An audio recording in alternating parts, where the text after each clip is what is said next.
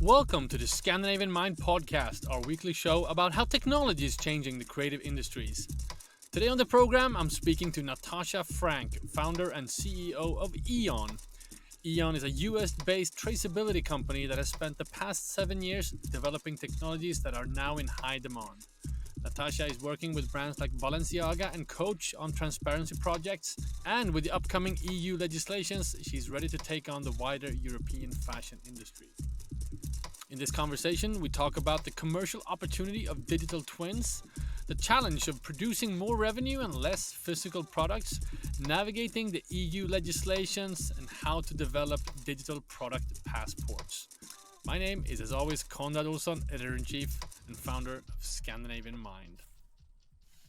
All right, before we go into my conversation with Natasha, which I consider one of the most thoughtful and forward-leaning innovators in the industry today, I just want to reflect a little bit on why we are focusing so much on software right now in the feeds of Scandinavian Mind and in the podcast and in the upcoming transformation conference that's happening later this year.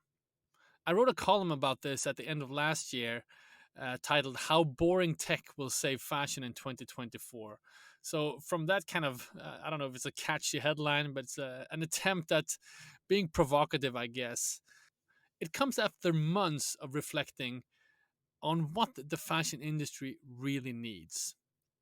I've personally come down to being quite tired of many of the solutions that have been put forward in the past few years when it comes to kind of quote unquote saving the fashion industry.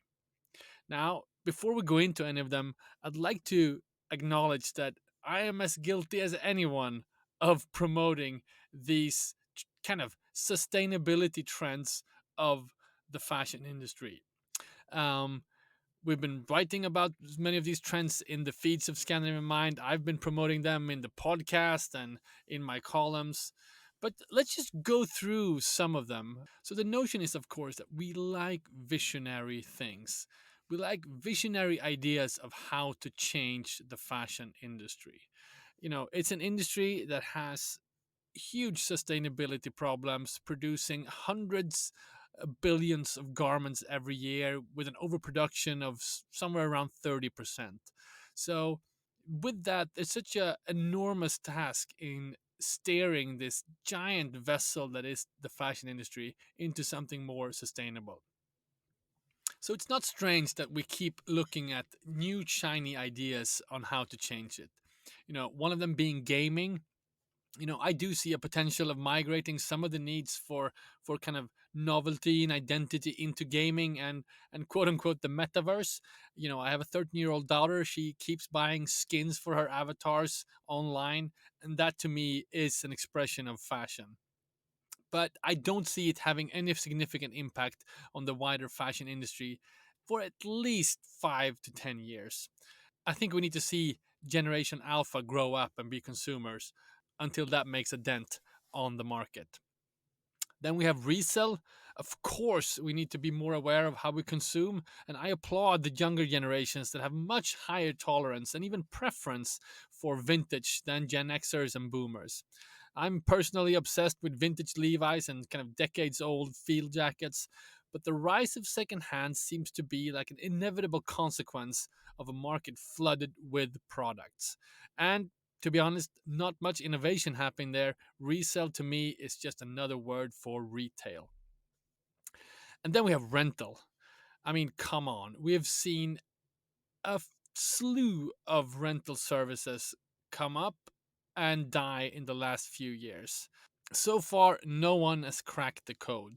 Rent the Runway is constantly struggling with profitability, and almost all of the fashion rental startups that have come from Scandinavia are now sadly bankrupt. And then we have material innovations, and this is a topic that's very close to my heart. We've had many of the Nordic material innovations companies at the Transformation Conference the past few years. Companies like Infinited Fiber, Renewcell, Spinnova. These are great companies doing great things. We also have Once More in the south of Sweden. I mean, this is really needed. And innovations in fiber technologies and recycled practices are crucial for the potential of a circular fashion system. But many of the current players are now faced with the challenge of scaling their business models, and this struggle is actually real from my understanding. So, this is something that's needed, but the capacity of some of these factories are far less than what the fashion industry needs globally. So, what we need is something much more immediate and concrete. What we need is to tweak the current fashion system. We need to decrease gut feeling decisions and increase accountability. We need to implement new kinds of software that will help us sharpen supply chains, streamline operations, increase sell through, minimize overproduction, and reduce waste. Basically, all the boring stuff happening in the background of the industry. That's where the real dent is going to come from when making the fashion system more sustainable. So I would argue that right now and in the next couple of years, especially ahead of the upcoming EU legislations that by all accounts are going to come into effect by 2026 or 2027, it's actually the SaaS companies, the software as a service companies, that are looking like fashion's saviors. Now, we are working with a couple of them here at Scandinavian Mind. We've previously done events and helped fashion tech upstart Impulso in their activities. There's a data operator from Finland called Ioxio that's doing really interesting stuff that we are helping at the moment.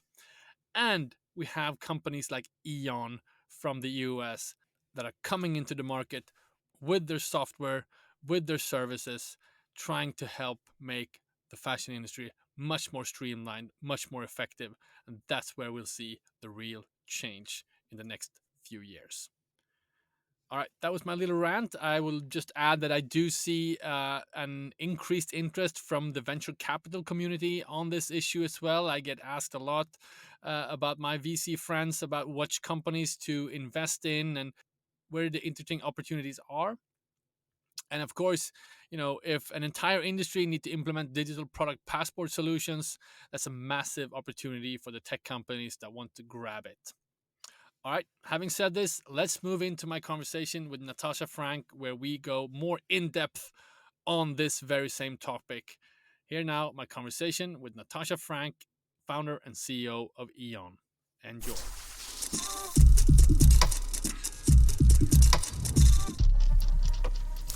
All right, I am here with Natasha Franck, founder and CEO of EON. Natasha, welcome to the show.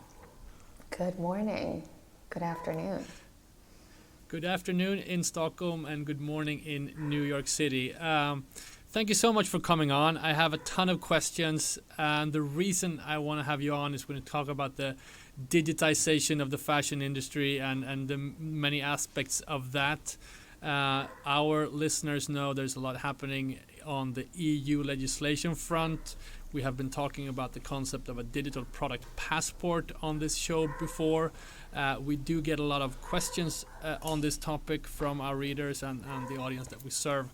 And I had a chance to meet with you, Natasha, just a few weeks before Christmas to kind of get a sense of your guys' journey. And what I find fascinating is you are an American company with quite a lot of runway on some of these topics. So I'm going to just let you explain or introduce yourself and your company to begin with, and we can kind of get into some of the talking points that I have. Amazing. Well, thank you for having me. This is really exciting. I guess you've given a little bit of introduction to me, but I'm Natasha, founder and CEO of EON, and we are what we describe as a CRM for products, so providing brands the solution to digitize their products and capitalize on their products, their physical products, in entirely new ways. And yes, this is the digital product passport legislation forthcoming, but this is also the Internet of Things for fashion. Right, so it is an entirely new way of thinking and engaging, and an entirely new way that customers, businesses, resellers, policymakers will interact with our physical world, and it's just a really exciting time. Before we get into kind of the details of everything, I'm curious to hear your take on it from almost like a philosophical point of view, because I know you are fired up about the notion of kind of creating this kind of digital twin of a product. Why is this important? And mentioned as many and as few reasons as you wish. But why are you excited about this? Yeah, I mean, I love that beginning, because for me, that's actually where EON began. You know, it started 7 years ago, and I was just really mesmerized almost from a conceptual point of view, not really setting out to start a big tech company, with the impact of digital twins on sustainability within the fashion industry, and really all industries. And the idea that basically today the industry produces billions of products every year, and these products, sort of everything we create kind of disappears into the universe, and where does it go, and where are those materials, and how are we utilizing them, and then we get stuck in the same model, right? The fashion industry, in order to make more money, has to produce more product, and we talk a lot about ESG measurement and sustainable business model transformation, but the only way that we can actually achieve any of that is if brands can generate more revenue while producing less product. And so really, to me, the idea of the digital twin unlocked that massive sustainable business model transformation, in that it turns those physical products into intelligent assets that can be transparent, that can be stewarded through multiple lives, that create an ongoing connection between brands and customers. And one of the ways that we've thought about it from inception at EON is, if you look at digital twins, your Google Maps is a digital twin of your city, and your Uber is a digital twin of your car, and your Airbnb is a digital twin of your home, and all of these different sort of services unlock the utility of those assets. And I think that's the shift that we're going to see for apparel. And the legislation is, of course, driving that adoption tipping point. The other things driving the adoption tipping point is that customers can now natively connect to any physical product from their mobile device, that new businesses like resale are thriving. So there are all these different factors that are converging to push this tipping point for intelligent products in the industry. I feel like the time is now for this concept. And you've been around for was it 7 years? Which also means you've been around for a couple of hype cycles of different concepts around, metaverse and NFTs, and I'm guessing that kind of passed through your journey as well. Can you talk? And I do think I want to get into kind of the challenges of actually selling this onto the fashion industry, which is a surprisingly analog industry in many ways. But when you started with EON conceptually, and can you talk a little bit about how the journey has been the past 7 years, and how has the product changed at all? Yeah, it is amazing to see the change. Like when I started, there was no word digital ID, there was no word digital product passport, and the entire sustainability industry was just focused on materials. Right? It was all about new materials.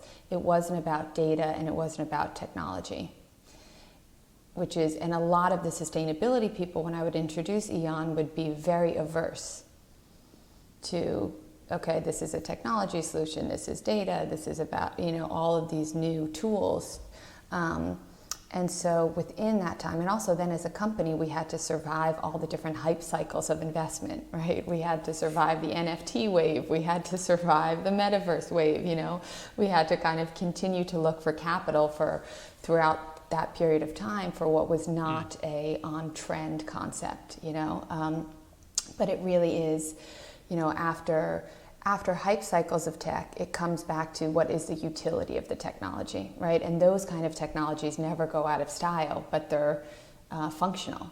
And so now, as through years of sort of proving this, brands are starting to see, wow, this technology actually offers value to my core business and enables me to generate revenue and value and save costs in new ways. And that kind of technology then becomes sort of embedded and adopted and moves beyond a hype cycle technology. So I think that's what we're seeing now with the digital product passport and the implementation of what we call a product cloud into a brand's tech infrastructure. But it is definitely a long journey to get there. And I think one of the things that makes it quite challenging, but also incredibly exciting for this, is it's so cross-disciplinary, right? If you're going to introduce a digital product passport or connected product effectively, you are involving the product team. you are involving the marketing team, you're involving the sustainability team, you're involving the IT team, you're involving the data team, you're involving the CRM team, right? Those are 5 major departments that are involved in the deployment, right? And organizations like to make decisions in one department unilaterally and not cross-functionally. And when you see EON, it is offering value to every different department within an organization, and that means every different department has to be involved and sign off, and so it's really a systems change. And you see all the value to those different departments, which is incredibly exciting, but it's not designed for the faint of heart, to start to implement at scale.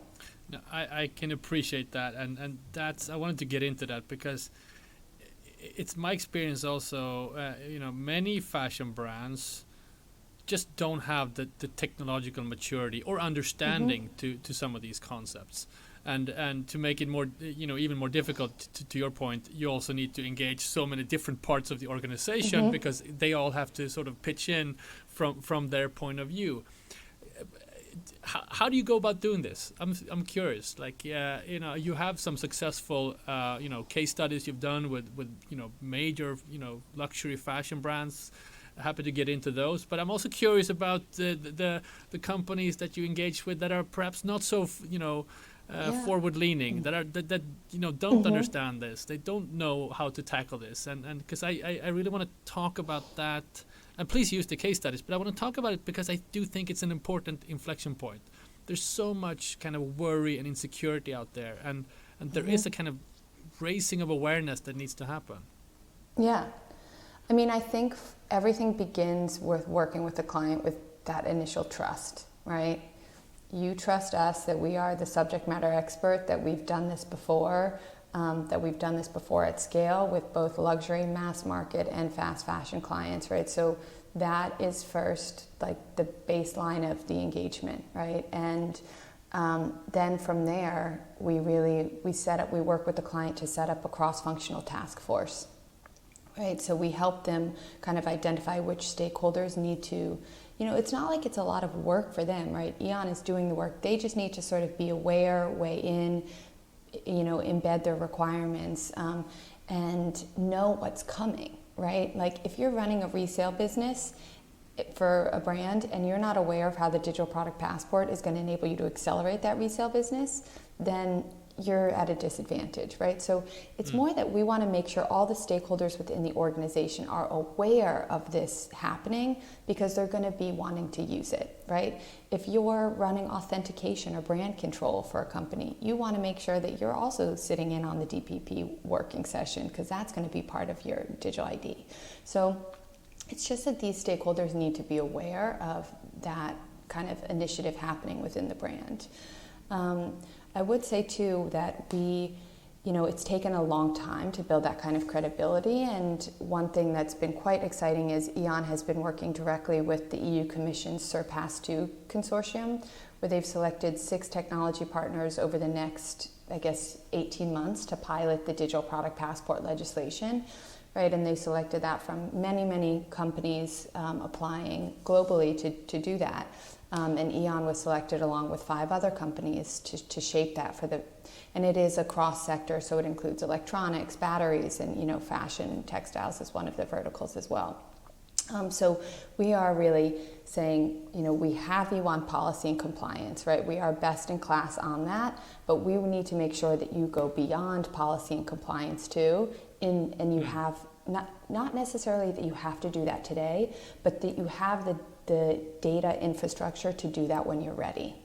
So I think that's the other thing is because it's multidimensional, brands can be quite easily overwhelmed, right? Oh, wow, I can do this with the technology, I can do that. And part of our job is to sequence it for them, right? First, you're going to link the digital and the physical.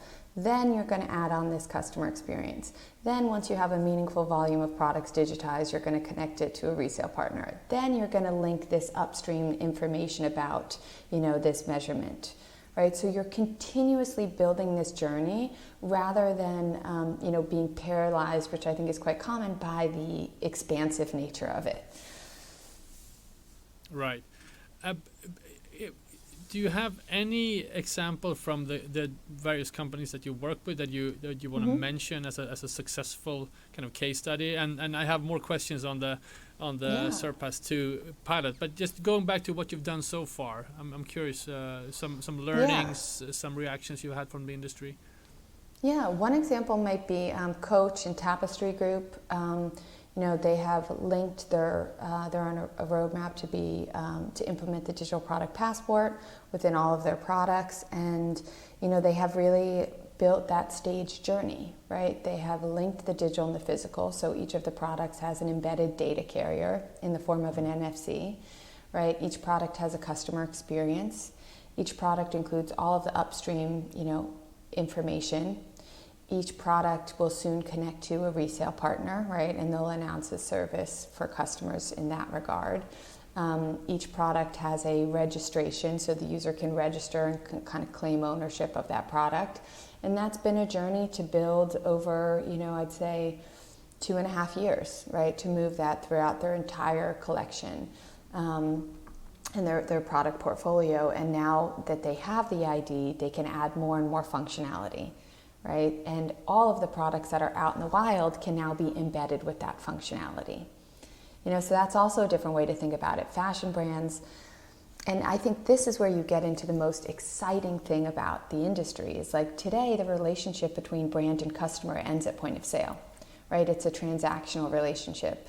Now what Coach is doing is they're really building this transformational relationship with the customer that continues long beyond point of sale. The customer's ready to resell the product. Coach is offering that service. They're re-engaging that user. They're saying, sell this and get this, right? They're moving into really a more service-based. And I think that is what the digital product passport in its most sort of elevated sense is meant to facilitate. And then what's incredible about that is the shift into sustainable business model transformation, right? Today, a brand sells a product, well, I'll back up 1 second to say, when you look at sort of the enterprise technology stack within the industry, right? Everybody knows that you need a CRM, right? You need a Salesforce, right? Or something to uniquely ID the customer, to manage the customer life cycle, and to increase the customer lifetime value. Right? You're like, duh, that's obvious. We believe EON, we describe ourselves as a PRM, right? A Salesforce for your products, because we believe that the industry in the next few years will be doing exactly the same. They will be uniquely IDing the product. They will be tracking the full product life cycle, and they will be increasing the revenue and data that's generated through each physical product. And I think now when I started on this journey, people are like, why am I going to ID my product? And I think we will, within the next few years, we'll see, and brands who are winning will be the brands that are generating the most revenue per product through its life cycle, right? They'll be generating revenue from their products long after point of sale. They'll be generating data from their products and insights from their customers who are using the products, and they'll basically be gaining competitive advantage by servicing and engaging users long after point of sale. And so I think it's going to be exciting to see that business model shift happening simultaneous with that legislation. Here's where it really gets exciting, and where, as I think you used the term transformational shift somehow. I mean, how far away are we from this? And because this is something that comes up, and it's like, well, you kind of see it on the horizon. Yeah. It's in the future, but you need a kind of a more fundamental shift, both from the industry, from the brands to implement some of these technologies, but then also from the customers to start kind of thinking differently about what they're purchasing. Yeah. I don't remember who said it, but someone much smarter than me said, we overestimate the change that we'll see in 7 years and underestimate the change that we'll see in 10. Right? And I feel like we are on exactly that cusp. Right? Because 7 years has been, okay, how do we do this? How do we scale this? How do we build the systems? How do we do this, right? And then once you have that built, people can plug into that solution and scale, right? So what do I mean by that? Like EON has been the first and only technology company to be able to do one-click resale, right? Where you are able to scan that physical product and instantly upload that product for resale. That took years to be able to.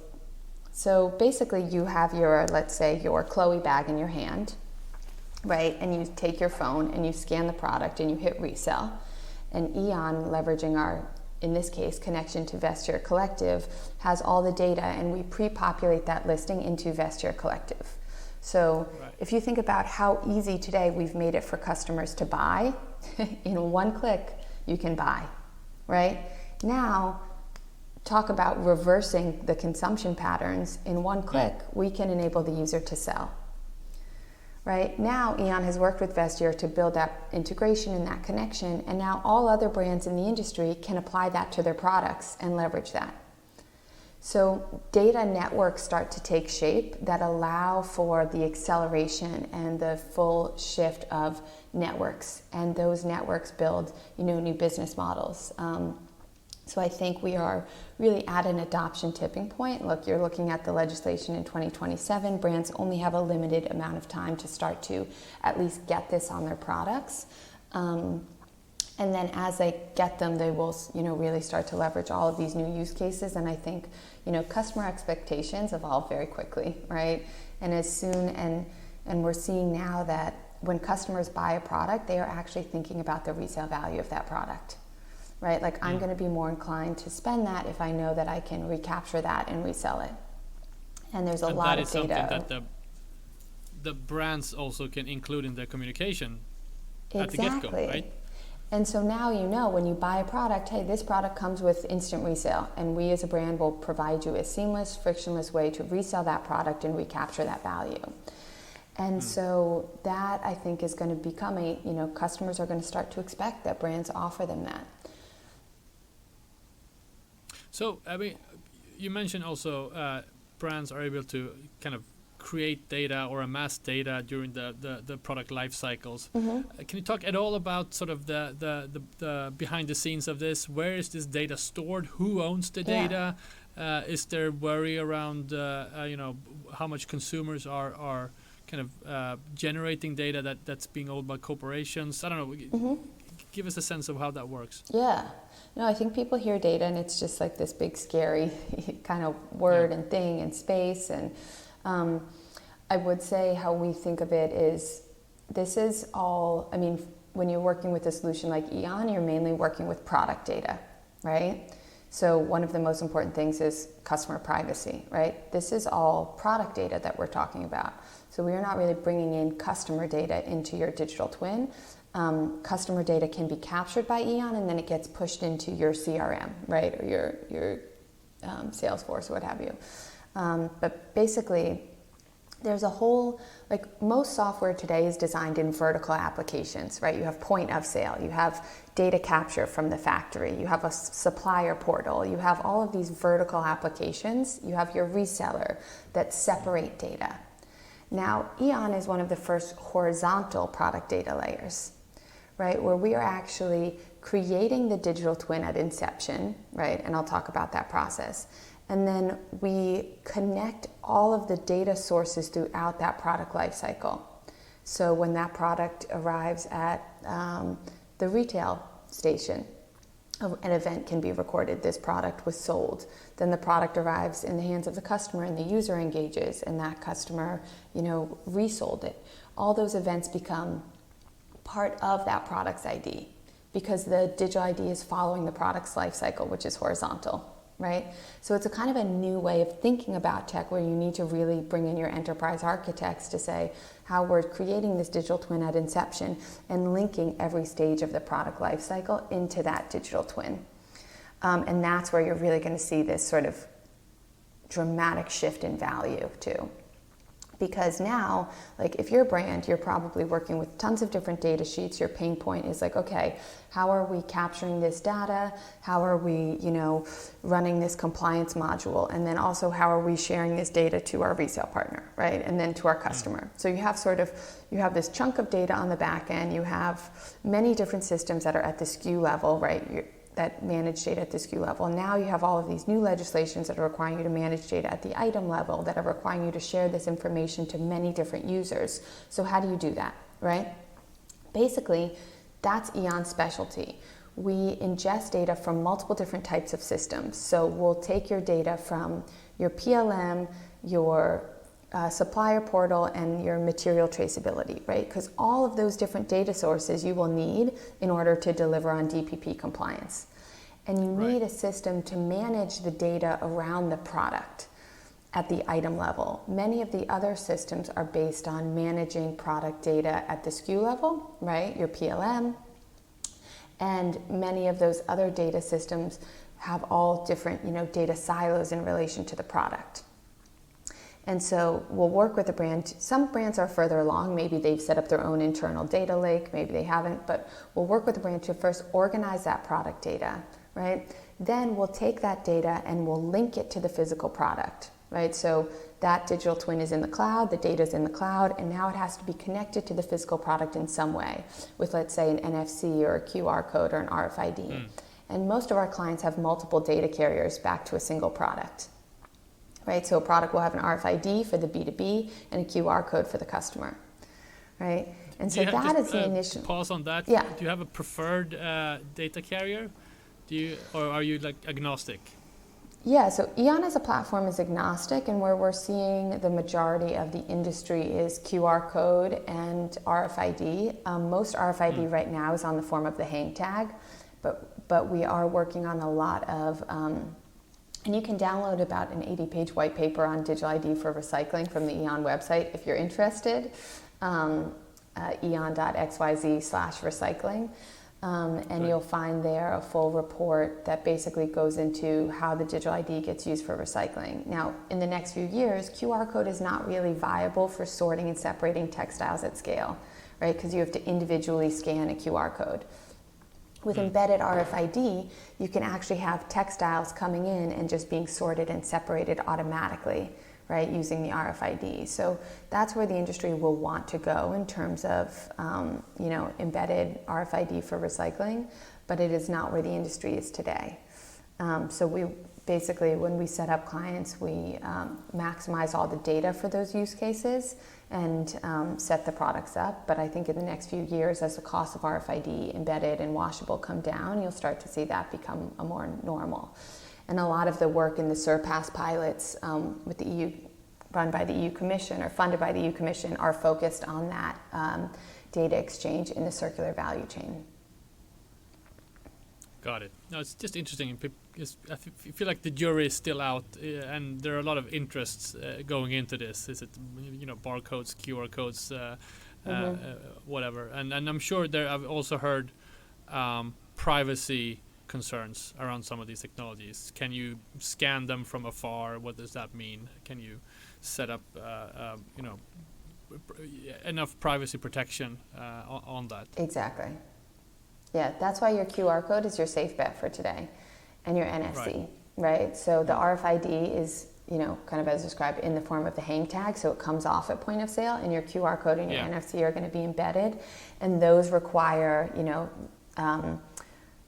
physical, the iPhone has to actually come into contact with that, so it's fully opt-in in terms of engagement, and gives the user full control with whether they want to, engage with the ID. And again, it only captures product data. But you don't get that benefit of just having a big pile of clothes and scanning it from afar. And No. Definitely not. Got it. So, but continue. I feel like I interrupted you there. No, not at all. The whole process. Yeah. No, so I'd say once you get that digital twin set up, I think it's very easy to then say, okay, and in terms of their journey, they need to basically have a solution that not only allows them to sort of manage and capture all those data, but then also has all of the solutions built in that they can capitalize on, right? They're going to need policy modules. They're going to perhaps need authentication. They're going to need connections to resellers. They're going to need, the ability to broadcast the data into the customer experience on the scan, into their e-commerce.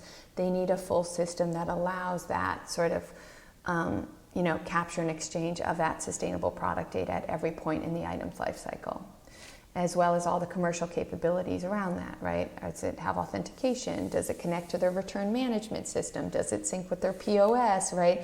So I think there's one way to look at the digital product passport, which is a lot of the, traditional sustainability solutions, right? It's just, there's the other way to look at this as, this is an enterprise implementation of your, that you're preparing and you're also leveraging for business benefit.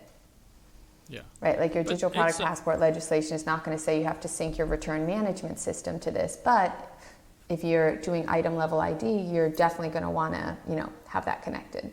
So you have to make sure that when you're designing it, we sometimes call it the augmented DPP, right? The sustainability compliance plus the commercial value. Augmented DPP, I really like that. Let's dive into some kind of examples of how you can add value and business models on top of it. You mentioned a couple, but what are some of the examples that you're also more excited about?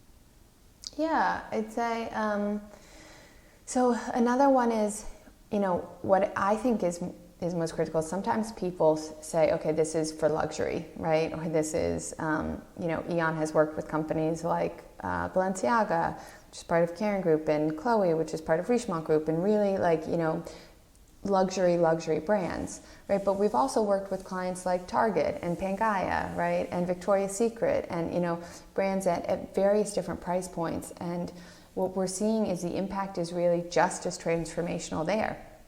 Right, so you may do something like when you have a QR code on the product, the customer can reorder, right? One-click reorder, or how do I style this, right? And so you're actually embedding in the product the ability to drive multiple transactions, right? So imagine for your intimates or your socks or what have you, you're in your closet and it's time for a new pair, and you can, in 2 clicks with Apple Pay, just instantly reorder that product.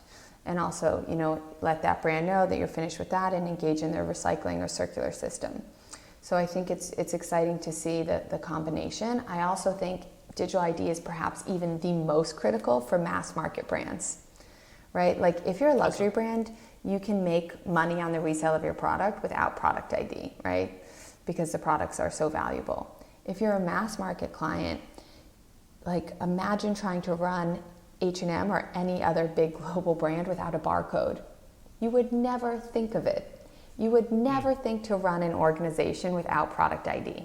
Yet somehow when it comes to resale, I don't know what happened, but the world seems to think you could possibly run resale profitably without ID. And you have probably, Konrad, I know you know this, you've seen all the headlines, is resale profitable, Well, no, of course not. Like, it is not profitable today because there's no enabling technology. There's no product ID to make it profitable for mass market clients. Now with the ID, with EON, a mass market client can have the ID in the product, the customer could scan, they could upload it into eBay, and the original brand could capture a percentage of revenue through that.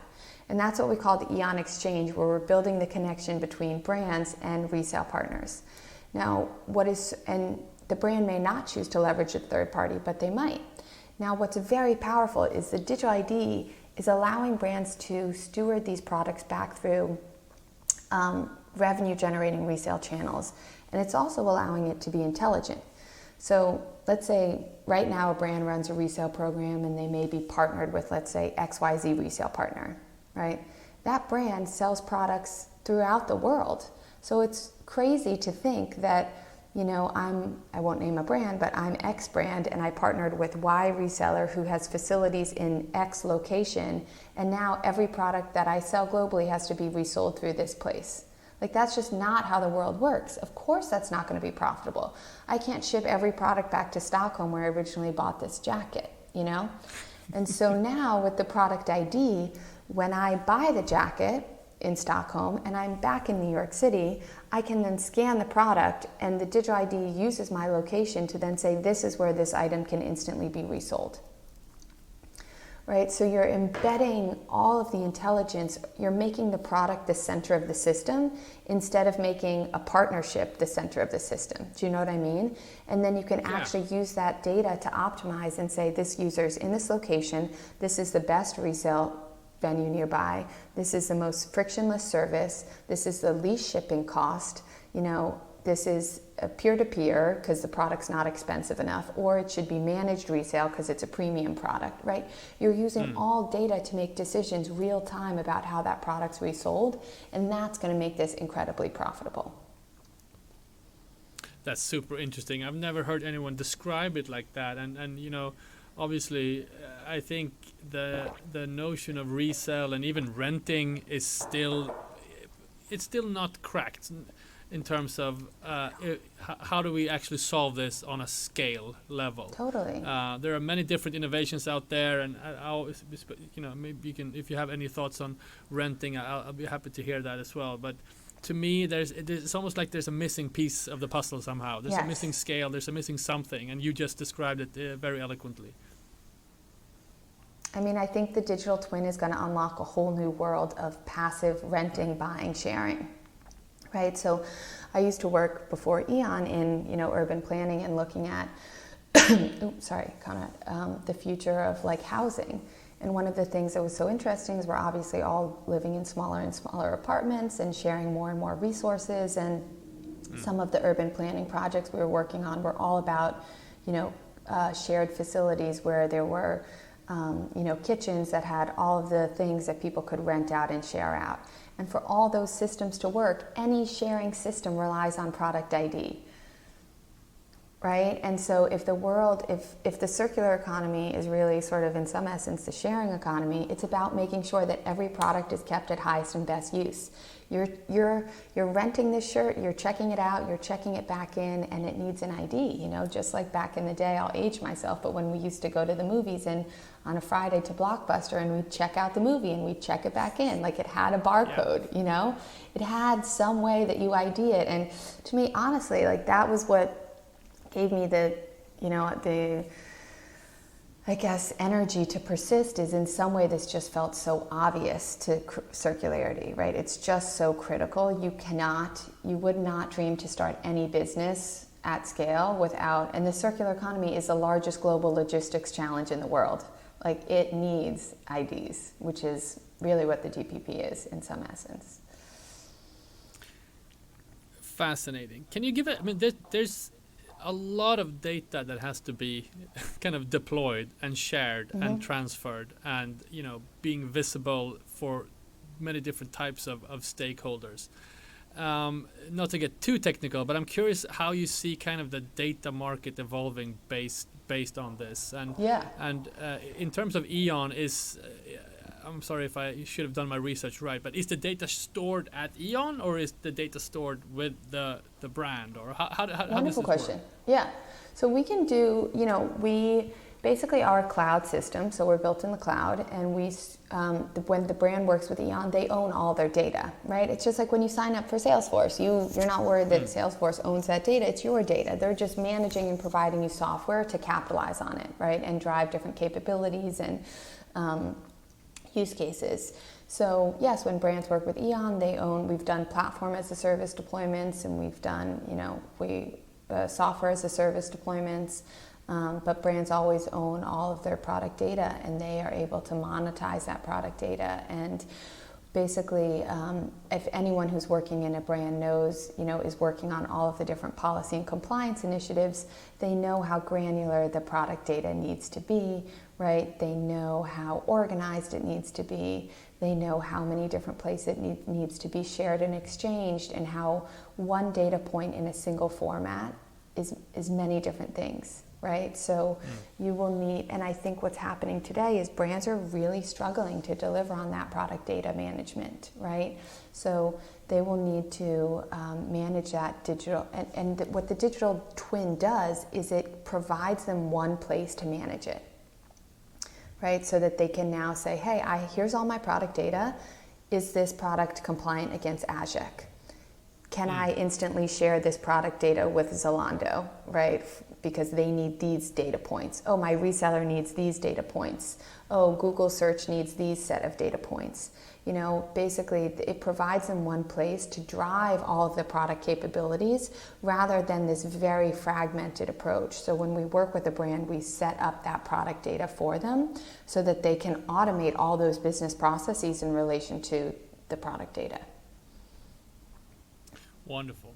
So we met in Stockholm a few weeks before Christmas. I think you've been back to Europe at least 2 times now when we've been trying to schedule this call.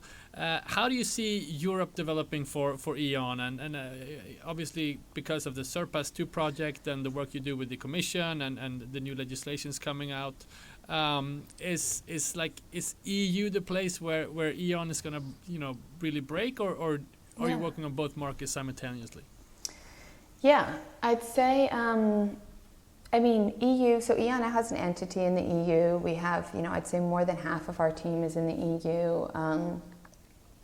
The EU is so much further ahead than the US in terms of, sustainable legislation, and it's really inspiring to watch and take part of. But most of the brands and clients that we work with operate globally, right? And there are US legislative initiatives like the digital care label, right? And there are more coming. So what I think is exciting about E.ON is, to service our clients, we have to be global. We have to make sure that the solution meets requirements of every different geography. And I also think, there's interesting things because the US doesn't have this compliance checklist, right? To say, we have to do the DPP for compliance. It's actually pushed E.ON to make sure that we're delivering a lot of commercial value, right? Because we can't go into a brand that just sells in the US and say, you have to do this for compliance. So we have to say the ROI of your digital ID will be this, And so E.ON has basically for many years been able to deliver on, yes, the compliance, but also build really strong business case for our clients that go to their CFOs and say, okay, yes, this is how we want to deploy, because not only are we going to be best in class in sustainability, but also this is, the various commercial benefits across multiple different disciplines within the organization. So I'd say it's good to have that market for us because and then we get to bring that insight into our EU clients. I'm gonna wrap up soon, but I have a couple of questions I just want to get in here. One is, what would your recommendation be to a, let's say a medium-sized fashion brand that is very worried about what's happening, don't know where to start, don't know kind of how to go about doing this, aside from obviously, talking to you guys, but what do you think they should do to prepare themselves for this shift? Yeah, I'd say one of the most helpful things that are tools is sort of like a data gap analysis, right, of understanding, and if you wanted, we can send you something on that, which is just an exercise that we do with clients is on their product data, understanding what data they have, what data they should have, and where they're trying to go with that DPP, and that can be also, or where they're trying to go for AGEC, right, the French law, right? They can really, we offer them sort of a full suite of policy modules so they can start to evaluate their product data against many policies all at once, and then pick out where they want to invest.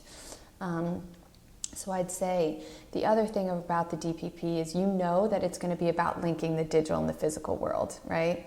So even getting that set up as a first step, there is that process of getting that QR code designed, embedded into the physical product is a huge step, right?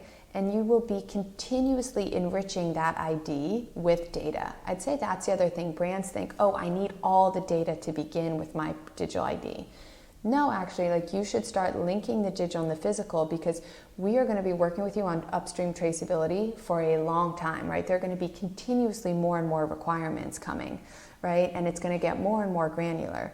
But you need to set up this sort of hub where you can start to push all that data, and then also that helps you be targeted about actually what upstream data you need, rather than just sort of blindly collecting in a way that's not aligned to actually the legislative requirements and what you'll eventually need to broadcast.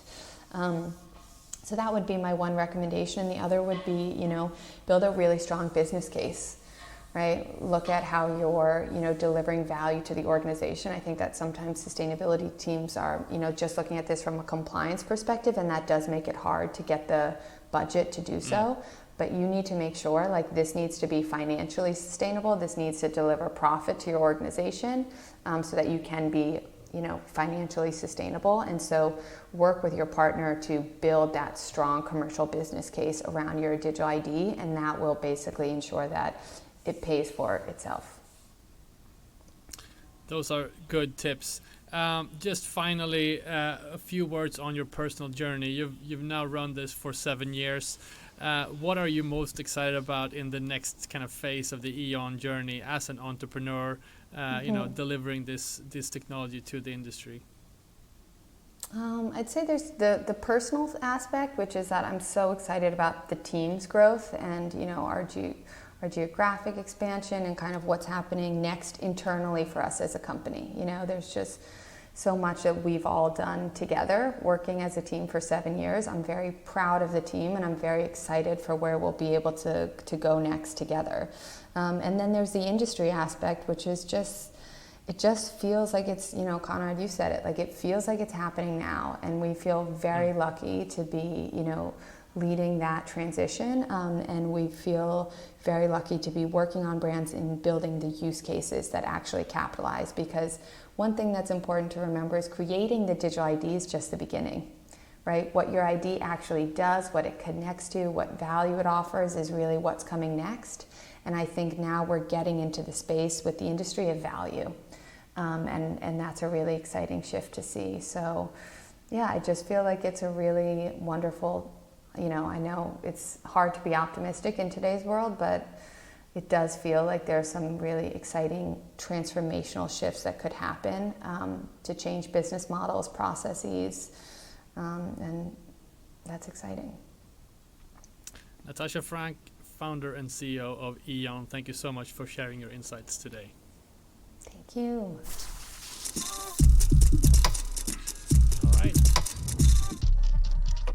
All right, that was Natasha Franck, founder and CEO of EON, speaking to me from her office in Manhattan in New York.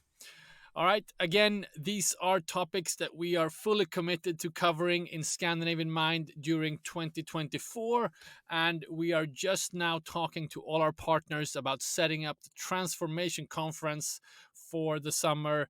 It's going to be, as per usual, in Helsinki end of May and in Stockholm end of August. And we're also looking to add another city to the roster, Copenhagen. So if you or your company are interested in collaborating with us on the Transformation Conference, talking about fashion tech, having tech companies meeting the fashion industry and investors, do reach out. We'd love to collaborate with the industry. And until then, sign up to our newsletter. Visit scandinavianmind.com/newsletter not to miss out on any content and events. Upcoming, we have the Virtual Creativity Live, our live interview podcast series at the Lynk & Co showroom in Stockholm, coming to you on February the 21st. It's Wednesday next week. So if you're in town, drop by, go to our website or sign up to our newsletter to get the invite and just RSVP. We'd love to see you there. Till next week, bye.